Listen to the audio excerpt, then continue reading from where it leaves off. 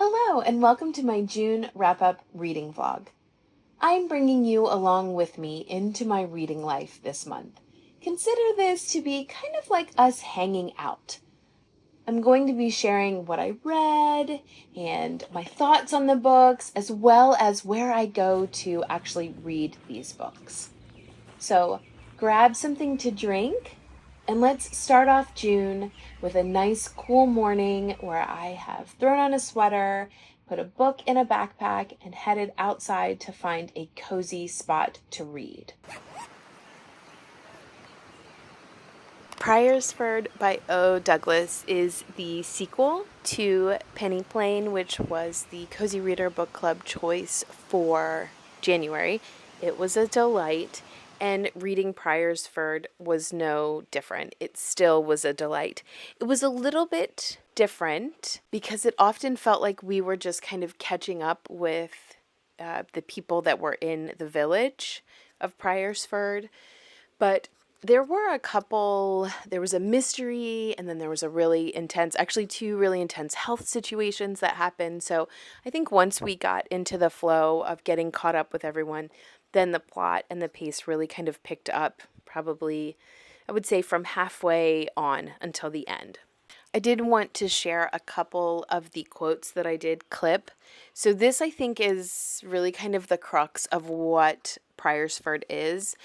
Jean, who's our main character, said, "That's one of the sad things about coming back to Priorsford, finding old friends failing and the blanks," which means like people who are missing because they've passed away. So there definitely was that. We also had some characters who I feel like were even more frustrating in the second book than they were in the first book. The other thing about this is, when I first just glanced at the beginning of it, it talked about, I think, a June morning. So I was like, oh, okay, we're set in June. I should have realized that Penny Plain itself, it started in, I think, October, and it goes around a few months. And this was actually a little bit different in that it was June when we first started the book, but then all of the action happened in winter. So the premise here is that for specific reasons, Jean needed to go back to Priorsford, and she was going in the winter. And so this was set in the winter, just as the first one was kind of set in the fall cold time frame. In fact, it even crossed over into Christmas and New Year's. So that was a little bit different. I'd specifically kind of been holding on to it to read it during the summer, but I think I could have just read it after Penny Plain in February, and it would have felt a little bit more appropriate as far as like the description. So here's one phrase.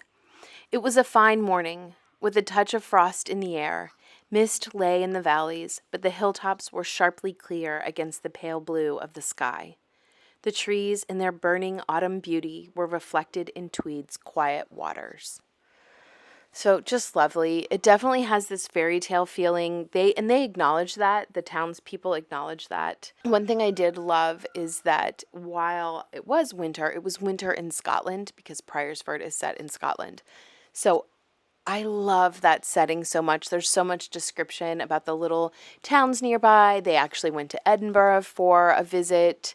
They have a cook who is Scottish, and when she's talking, one of the characters even said, she's so Scottish that when she's talking, I can't understand her. And I thought, and when I'm reading what she's saying, I can hardly understand her. So just very heavy brogue and just lovely. So if you haven't read anything by O. Douglas, I loved Penny Plain, and I think Priorsford is a great addition to that. So happy to have read that. I think there's a third one, Pink Sugar, in this series. So at some point I will need to get to that. But before I continue that series, I am actually going to move on to my Susan Scarlett for the summer, and that is Summer Pudding.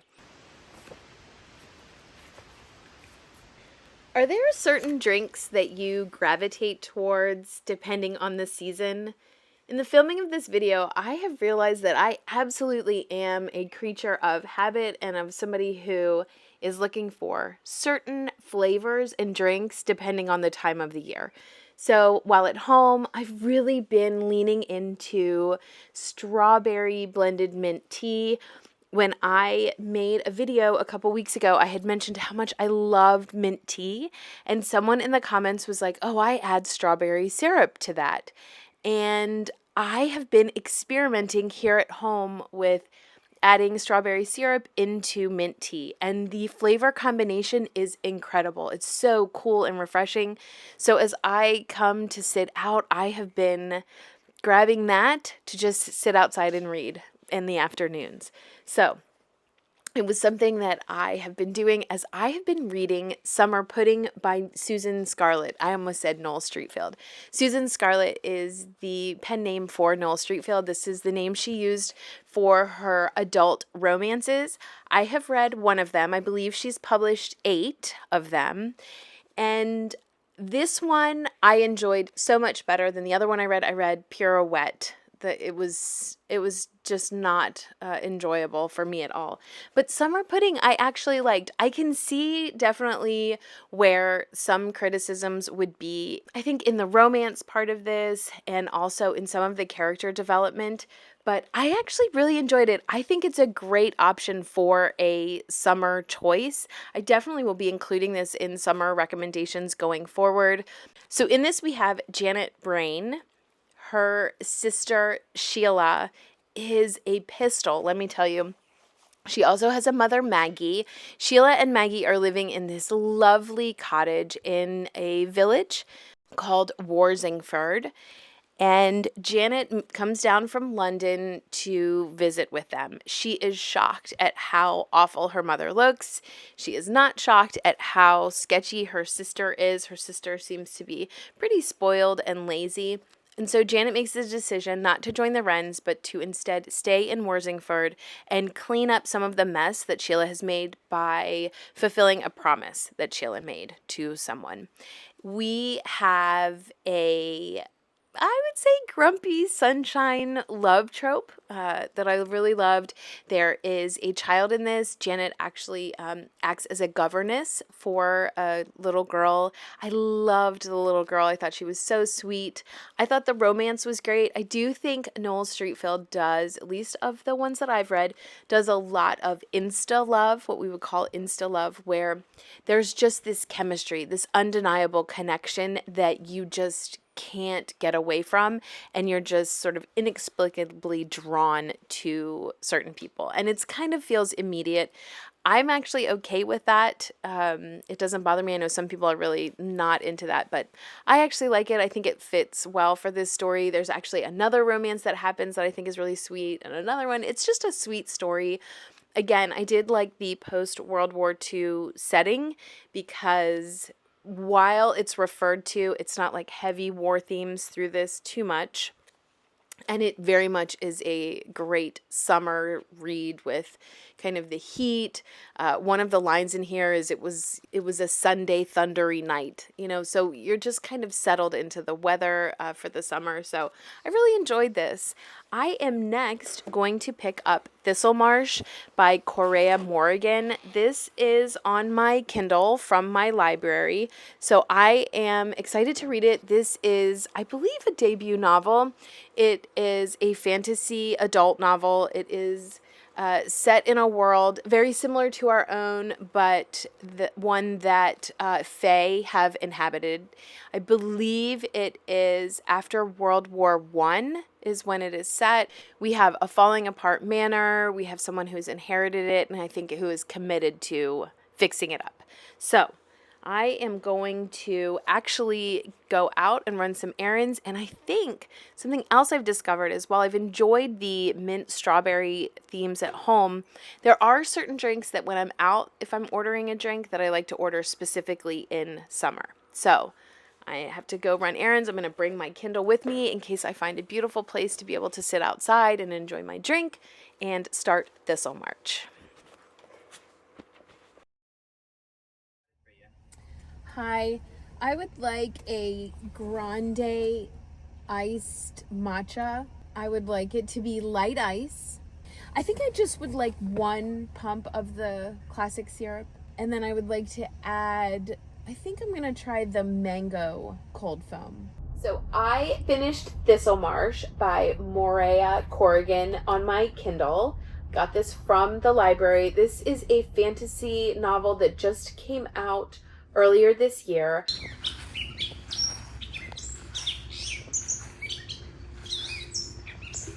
I believe it's adult, even though our main character is a little bit younger. But there are heavier themes in this. Our main character, whose name is Mouse, was a nurse in World War One. So she has experienced a lot of trauma firsthand from being exposed to a lot of injuries and danger, but also within her own life, she has lost people that are close to her. She has someone that is close to her who is having brain trauma injury issues and memory issues, and they are over in a hospital area. So a lot of really heavy war themes. She comes back to her home that she has inherited.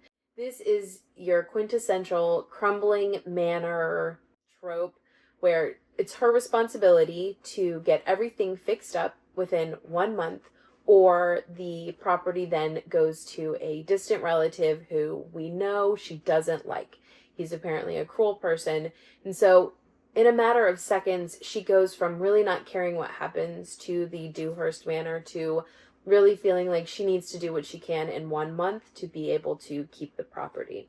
This is a world in which fae exist, but they left about 100 years ago or so, and people really are not seeing fae out in the world anymore. It's kind of like, they've got them on tapestries, they've got stories about them. In fact, Mouse herself has a book about them that she kind of uses as a reference. They're really not living in their world. However, through a turn of events, the fae end up arriving in Mouse's life. And she ends up making a deal with a fae, which everybody knows is a kind of dangerous thing to do. You can't ever really trust them. But Mouse feels like she doesn't really have any other choice because she has 1 month to fix this terribly crumbling manor in time. As I started this, I really thought that this was going to be a book that I loved so much. A little bit similar to Lady Tremaine, where as I was reading it, I was thinking, oh, this is really, really great. But there are a couple, I would say, pacing issues where we seem to kind of go on these quests in an effort to unlock certain enchantments that are surrounding the property. And so that kind of quest feel, I think, I don't know, I think it was a little bit confusing. I think it was probably a little bit more than what we actually needed to get into. And the other thing is, as far as the romance part, I was really glad that this wasn't your straightforward romantasy. There was no open door romance, no spice. It was just this sort of standard slow burn kind of relationship building. And I think the thing that frustrated me the most with this book was that there was a point when Mouse is betrayed by someone, and the process of going through forgiveness for that, to me, just felt too easy. The payout of the betrayal and all of the pain was not as meaningful. It kind of just was sort of forgotten about, and we just moved on from it, when I think there could have been a different ending that I think would have been more powerful. So it went from being a book that I really, really enjoyed, that as I got closer to the end, I could kind of see where we were going. And it's one that I think if you like fantasy and you like reading, fae novels with a heroine who's a little bit younger, you like that World War One kind of, coming out of that setting, and you like the crumbling manor trope, then I think this is a perfectly fine book to read. But it's not one that I would say was excellent or anything that was like, super impactful within my fantasy reading experiences. So now I am going to move back into a vintage book, and that is with The Nutmeg Tree by Marjorie Sharp. This is a movie, Julia Misbehaves. I am hopeful that after I read this, that I can figure out a way to watch Julia Misbehaves as well. So I am going to go ahead and get a cup of tea and dive into my next book. I am definitely wanting to read more Marjorie Sharp. This was actually pretty surprising. I watched the trailer for Julia Misbehaves and I kind of had a perception of what this was about and how Julia would be portrayed, but I didn't find that to be the case in the book. So in this we have Julia. She is an estranged mother, basically. She meets a soldier on leave. She ends up expecting a child, and when she writes to him to tell him that, he comes back and marries her. And he writes a letter to his family, and unfortunately he is a casualty of the war. And so Julia ends up going to his family's estate to give birth to her daughter, who is Susan, and to live with the Packets, who is his family. And the Packets are actually quite wealthy. So Julia kind of feels like she's fallen into a wealthy family, but she's a schemer at heart, always kind of looking for the next best thing. And she's really dissatisfied with kind of the boring and staid life that she finds at her husband's family's estate. And so she ends up leaving. Her daughter gets raised by the grandparents. And as the daughter is now in her, I think, late teens, about ready to go, into her adulthood, she writes a letter to her mother, who she really hasn't seen, and says, I want to marry someone, but my grandparents don't approve of him. I need you to come and visit us and give your approval so that my grandparents let me marry him. So Julia travels to France in the summer to meet Susan's beau and really to get to know adult Susan.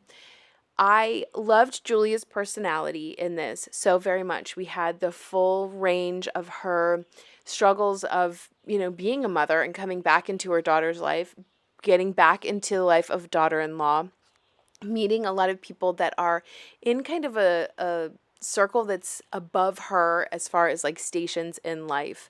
So I really enjoyed this. As I mentioned, I do want to read more Marjorie Sharp. Just really think that as far as a summer read, having this being set in summer, we also have thunderstorms and actually a lot of, out in the garden time. So really it was a perfect choice for reading in the summer.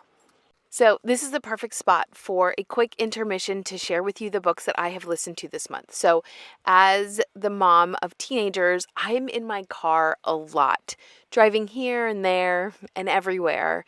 And it's a season in life that I love so much. I love having teenagers.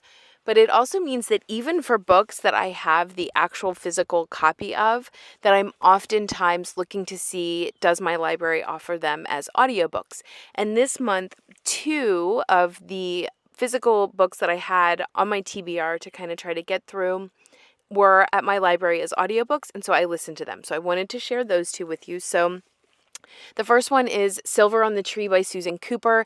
This is the last book in the Dark is Rising sequence. This is a middle grade but very high fantasy retelling of the King Arthur tale.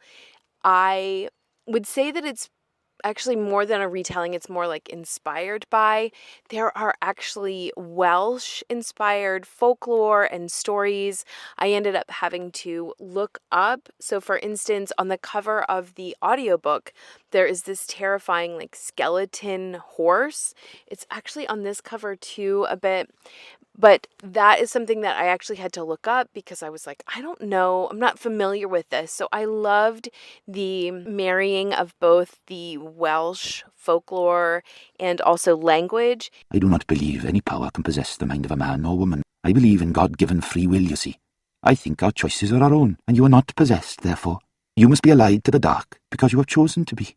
I loved the high fantasy of this. This was definitely a beautiful culmination of the previous 4 books. We had all of the characters back together again. Merriman was there a little bit. We had Bronn, who was another character also that we have seen, and of course Will Stanton. So I'm so happy to be through this series in that There's a lot of series that I'm currently in the middle of, so it's nice to have one completed. But I am kind of sad to not be visiting these characters and this world anymore. It is a series that I love. I actually have physical books of every single book in the series, which is not always the case, but for a series that I love so much, it definitely was necessary. So if you haven't started this series, I would recommend giving it a try. And it starts with a book that is perfect for summer.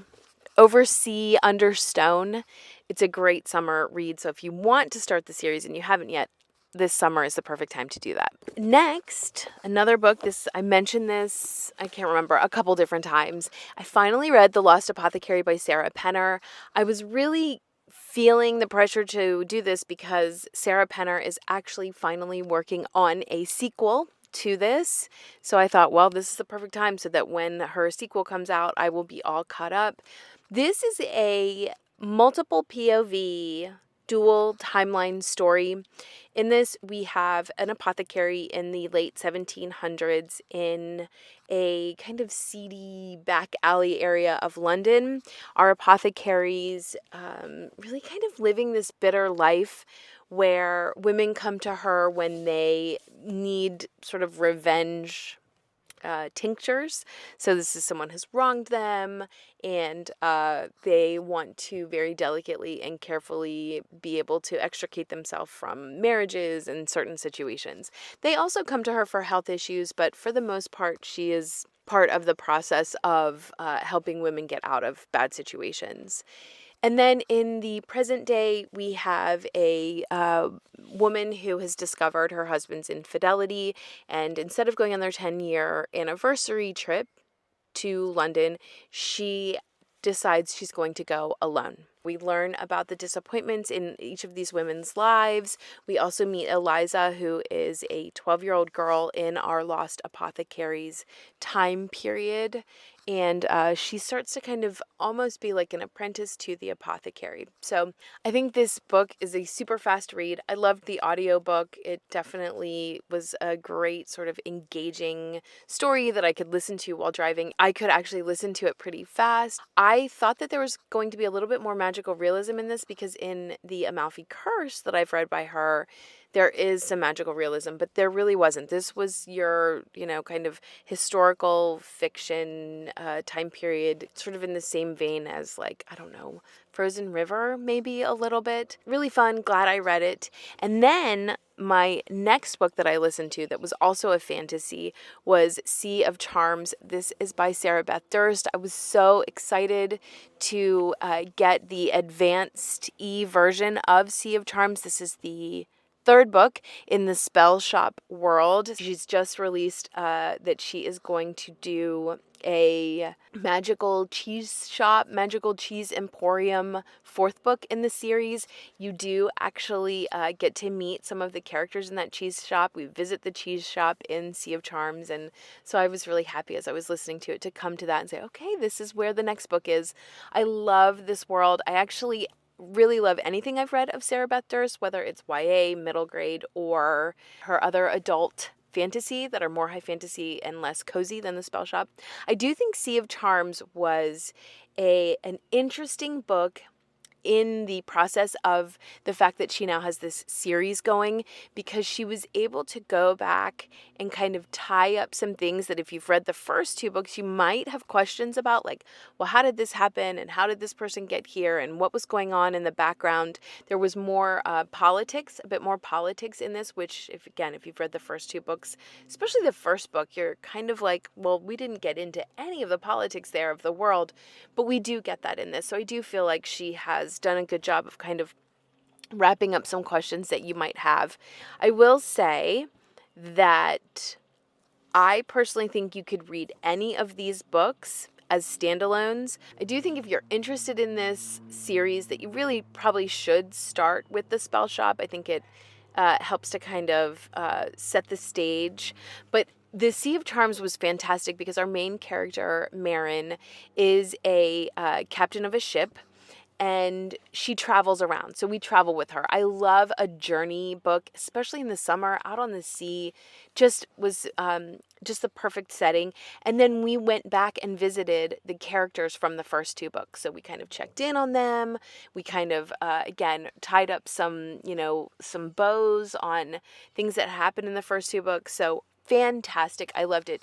The only critique that I have is because this is an adult series and we're really, again, I think one way that publishers make sure that we know it's an adult series is there is a little bit, I feel like, more language in the Sea of Charms than what I recall in the first two books. But it certainly is not something that, I would say is a deal breaker or something that's really terrible. It just is something that I noted where I was like, oh, I don't remember there being swearing in the first two books. So there is a little bit of that. Maybe you could say that because she is, a sea captain, there's that saying about you swear like a sailor. Maybe that's kind of the vibe that we're going for. But I'm so excited for the next book. It's coming out in January with The Cheese Shop. And I should note, Sea of Charms doesn't come out until I think the end of July. So I'll put that information down in the description box below. But if you like cozy fantasy with not a lot of high stakes and definitely wholesome, chaste romance where it's not, open door at all, then this is the perfect series for you. The last three books that I want to share to close out this wrap up are the three buddy reads that I read this month. So the first one we read for the Cozy Reader Book Club. This is the #1 Ladies Detective Agency by Alexander McCall Smith. I talked about this a little bit in the Cozy Reader Book Club gathering that we had this month. But I did find a BBC audio version of this, which I thought it was like, it's dramatized. They have different actors playing different roles. And I originally started that because this is a reread for me. On hot afternoons, I would sit in the agency with the door and the windows open. That made the office a bit cooler. But it also meant that I could hear singing from the school nearby.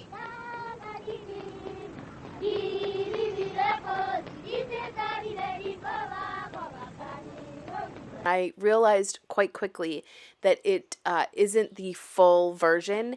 It's basically just dramatized versions of the cases. And Alexander McCall Smith was actually involved in this BBC dramatization audiobook version. As this is the first book in the series, there is a lot of background information on our main character, who is the detective in this huge series.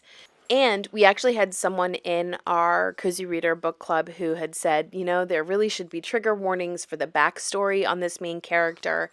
So if you are interested more in the actual mysteries and not necessarily the backstory of our main character, which does have some marital violence and abuse in it, I think the BBC dramatized version is actually really nice to listen to. So I would recommend it just on that alone, that if you like mysteries and you want to know the mysteries that are in here, I think listening to that version is fine. I, for one, learned that I do need to continue the series. It's been really good for me to reread this and then to get back into the story with Ma Ramatsue and kind of her style. And it's just rejuvenated me to kind of want to start listening to the rest of this series. The next two books are sort of a to be continued, which is why I'm ending the wrap up on them. I actually haven't finished them.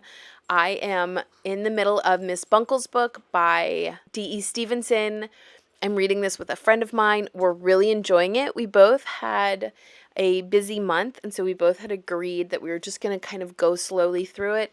But at this point, we're halfway through, and we're ready to start moving faster. Our summer time has kind of opened up a little bit, and so we're going to move faster through this and hopefully finish this and get into the next one soon. So in this, we have Miss Bunkle. She is a burgeoning author. She decides to write what she knows, which is the town that she's living in, and she builds these kind of caricatures of the townspeople.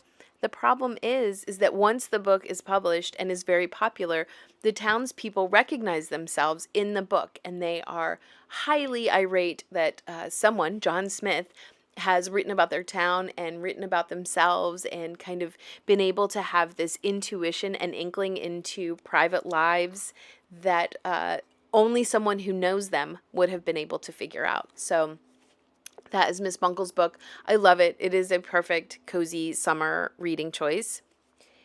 And then I am also reading The Thornbirds by Colleen McCullough with a couple friends of mine. We're reading each section and then voxing together about our thoughts. And actually, we have had so much to say about this that it tends to be a daily thing where if we read a chapter a day, we're all kind of sharing about it.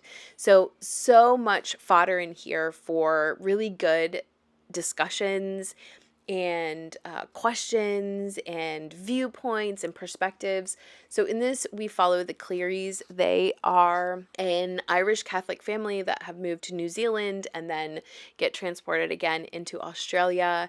We have a mother and a father, and then we have a lot of sons and then one daughter, who is Maggie, who I really would consider to be our main character. We also have a Catholic priest who is, adjacent to this family and then ends up very connected into the family. So this is a lot of life in Australia as far as the hardships and the animals and what it's like to run a sheep industry in Australia, and the weather, and just so much of that experience is in this story. So we are a little bit over halfway in this, and we will be continuing through the next sections and hopefully being done around the middle of July. So I've really been enjoying my reread of this, and I'm so excited that after I'm done, I am going to watch the series from about 40 years ago. I watched parts and pieces of it, I think, when I was growing up, but I would like to watch it in full after this reread. And I've really been enjoying this experience because there was a lot I had forgotten, and so I'm hoping that this reread really sticks with me. Thanks you guys so much for watching. I really love doing this vlog style wrap up and bringing you along with me through the month as I read through everything. I would love to know what that I've read you have read or want to read that it seems interesting to you. And then of course, I'd love to hear what it is that you read in the month of June that you also really enjoyed and would recommend. So thanks so much for watching, you guys, and until next time.